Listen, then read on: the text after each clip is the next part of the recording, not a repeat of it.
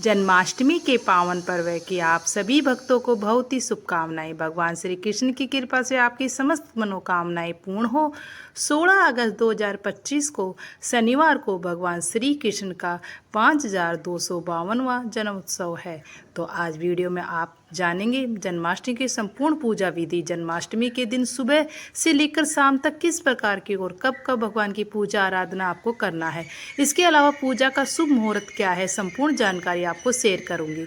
तो वीडियो को अंत तक जरूर देखिए। अगर वीडियो अच्छी लगे तो लाइक ज़रूर कीजिए और आपको आगे कमेंट के लिए बहुत महत्वपूर्ण होते हैं।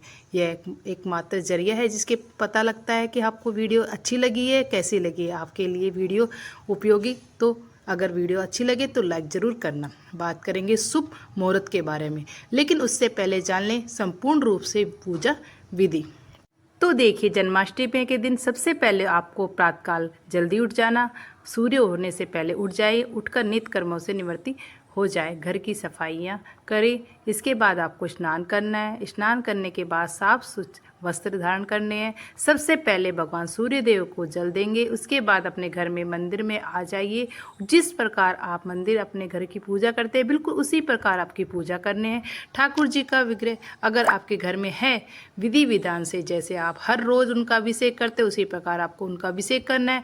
अच्छा, आप चाहे तो सुबह पंचामृत या अभिषेक कर सकते हैं, फिर भी रात्रि को पंचामृत अभिषेक करना ही होता है। ठीक है, सुबह आप चाहे तो पंचामृत अभिषेक कर सकते हैं, नहीं तो सुबह आप चाहे तो जल भी व दूध से भी अभिषेक कर सकते हैं।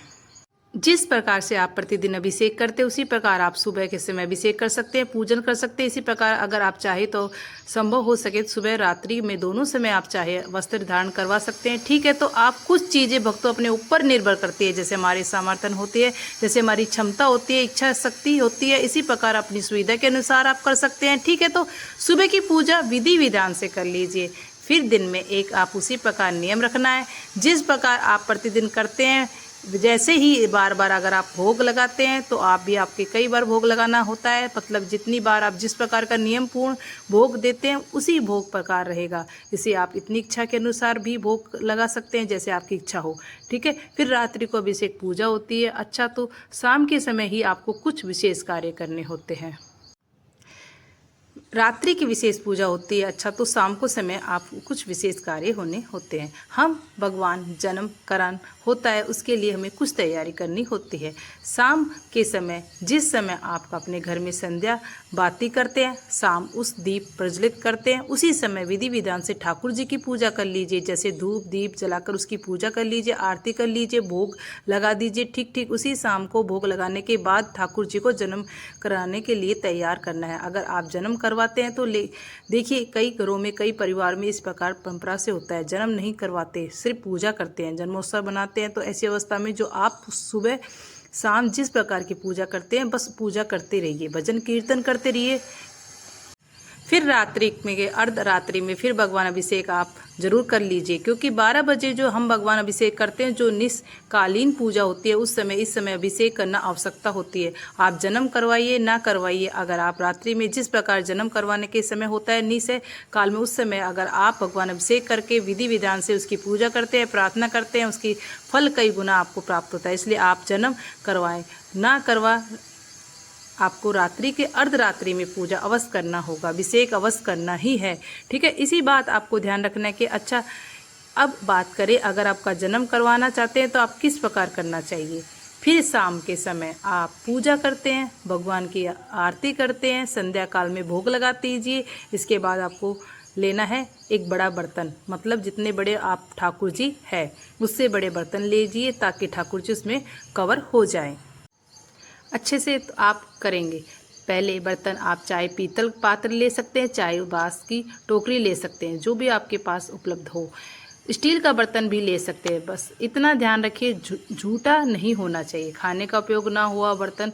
इसी प्रकार साफ सुथरा शुद्ध बर्तन लेना चाहिए। पूजा के समय उपयोग किया जाता है ऐसा पात्र लीजिए। उसी समय आप पात्र आपको थोड़ा सा फूल बिछा लेना चाहिए नीचे के, बाद में ठाकुर जी को फूल पर रख देना। ठीक है, कपड़े उतार लीजिए ठाकुर जी को, फिर ठाकुर जी के उसी फूलों वाले पात्र में रख लीजिए। उसके बाद आप एक खीरा, डबल वाला खीरा, फिर भी उस पात्र में आपको एक अधिक थोड़े से फूल डालकर ठाकुर जी के से ढक देना, ठीक मतलब इसी प्रकार ठाकुर जी को जिससे ठाकुर जी दिखाई ना दे, ठीक है, वैसे ही स्थानों का ऐसा होता है। मतलब कई लोग ऐसे भी करते हैं, खीरे के ठाकुर जी को विराजित कर देते हैं। जैसे थोड़ा सा खीरा, और ठाकुर जी अगर छोटे हो तो उसके आ जाते हैं, इसलिए खीरा थोड़ा सा बड़ा लीजिए, खीरे में बीज वगैरह होते हैं निकाल दीजिए और फिर ठाकुर जी उसके अंदर रख दीजिए। लेकिन अगर ठाकुर जी बड़े होते तो खीरे में नहीं आते, इसलिए अवस्था में बहुत लोग कद्दू भी लेते हैं। आप जैसे आपको परिवार में होता है वैसे इसी प्रकार कर सकते हैं। तो ठाकुर जी को फूलों की टोकरी इनके आप रखिए, बाद में आप चाहे मंत्र जाप कर सकते हैं, फिर भी चाहे आसपास कोई मंदिर हो, कोई झांकी हो, जाकर दर्शन कर कर आ सकते हैं। भगवान के लिए भोग बना सकते हैं, इस समय भोग वगैरह बना सकते हैं। ठीक वैसे ही हिसाब से इस समय आपका उपयोग कर सकते हैं।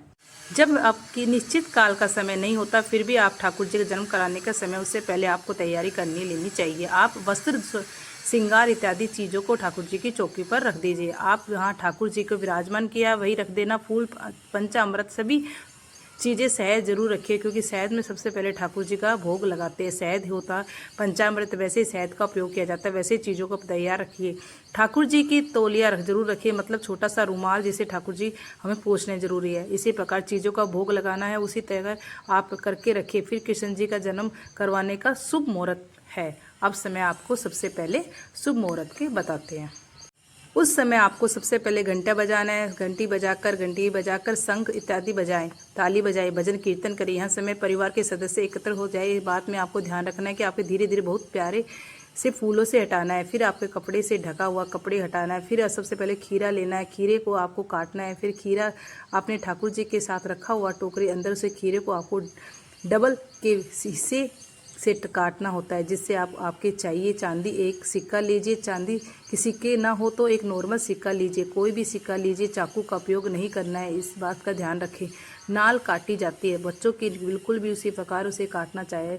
नाल काटने के रस्म हो जाती है। उसके बाद ठाकुर जी को उठाते हुए फिर बड़े बड़े प्यार से उसके अपनी गोद में लेकर लाड लड़ाए, उससे प्यार कीजिए। उसी प्रकार आप अभिषेक करिए। एक मात्र के रखिए, एक पात्र को, उसमें पहले स्वास्तिक बना लीजिए, फिर ठाकुर जी उसमें विराजमान करिए। सबसे पहले जल अभिषेक करना है, फिर पंचाल अभिषेक करना है। दूध, दही, घी, शहद, शक्कर, पंचों चीज़ों का भगवान अभिषेक करना है। दूध कच्चा होना चाहिए। बात आपको ध्यान रखना है कि कोई भी चीज़ बहुत ज़्यादा ठंडी ना हो, फ्रिज की ना हो, दूध दही ना हो, निकाले, इसे बाहर रखें ताकि नॉर्मल टेम्परेचर हो जाए। बहुत ही ठीक चीज़ ठाकुर जी के ऊपर न डालना, इसी आपको ध्यान रखिए। पंचामृत अभिषेक करने के बाद चाहे फूलों की रस्म से अभिषेक करें, फिर जल अभिषेक करके आप उसे तौलिए से साफ करके पोंछकर फिर आप नए वस्त्र धारण करवाएं।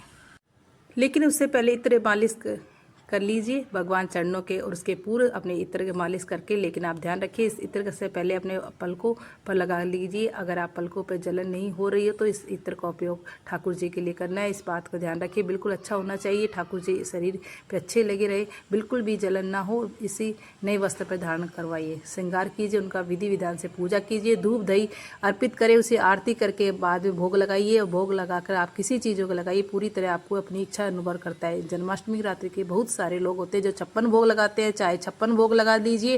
फिर भी जो भी चीज़ें आपके पास उपलब्ध हो, फल मिठाई, फिर भी अपने पकवान बना रहे हैं तो अपने अच्छी तरह से भाव से उसे भोग लगाइए।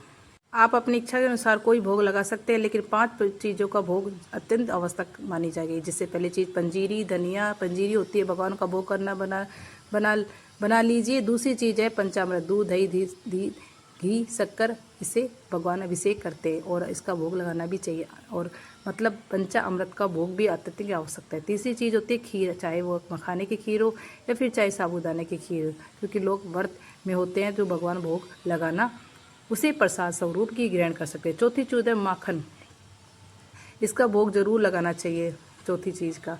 5वीं चीज़ है पाक का चाहे मेवा बना सकते हैं, ड्राई फ्रूट डालकर पाक बना सकते हैं, उसका भोग लगाइए। नारियल डालकर भी आप पाक बना सकते हैं। चीनी की चाशनी इसमें इस प्रकार ठीक है। इस चीज़ 5 चीज़ों का अत्यंत आवश्यकता है। भगवान का भोग हमें जरूर चढ़ना चाहिए। जन्माष्टमी रात्रि के अलावा फल मिठाई सभी प्रकार की चीज़ों का भोग लगा सकते हैं। मतलब जितना भी आपके पास पड़े हो, जैसे भी आपके सामर्थ्य के अनुसार भगवान भोग लगा सकते हैं। उनके बाद आरती करके और प्रार्थना कीजिए, क्षमा मांगीजिए। अगर अनजाने में कोई भी आप प्रकार की भूल हुई हो उसे हमें क्षमा कर दीजिए। सदैव हमें हमारे परिवार पर कृपा बनाए रखे।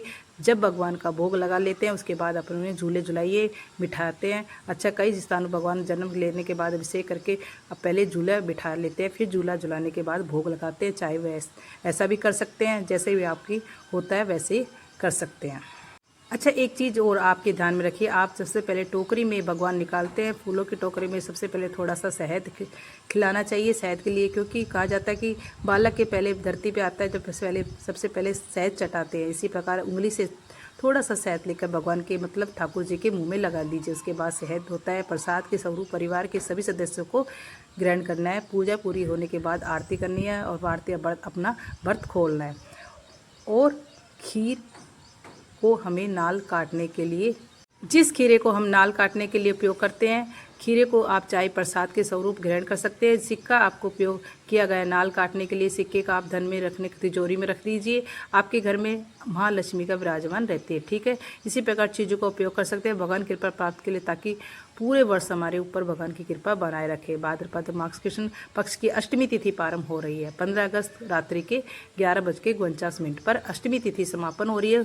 16 अगस्त को होगा रात्रि के 9:34 पर। ऐसी अष्टमी तिथि सूर्योदय काल में 16 अगस्त 2025 रात्रि को भगवान श्री कृष्ण का जन्म कराने के बाद जो भोग भगवान को अर्पित करते हैं उसी अपना व्रत खोलते हैं, व्रत का पारण कर लेते हैं। बहुत भक्त है कि अगले दिन सूर्योदय के बाद व्रत खोलते हैं। जैसा आप लोग यहाँ का होता है वैसे ही आप व्रत धारण करते हैं। प्रतिवर्ष उसी प्रकार कर सकते हैं। दोनों विधि बिल्कुल ठीक है। आपका अर्धरात्रि भगवान की पूजा करके बाद प्रसाद खाकर व्रत खोल सकते हैं, फिर भी सुबह स्नान के भी पूजा करके आप तब अपना व्रत खोल सकते हैं, जैसा आपको ठीक लगे। दोस्तों, अगर वीडियो अच्छी लगी है तो लाइक और शेयर और सब्सक्राइबर करना न भूलें। धन्यवाद। राधे राधे। जय श्री कृष्णा।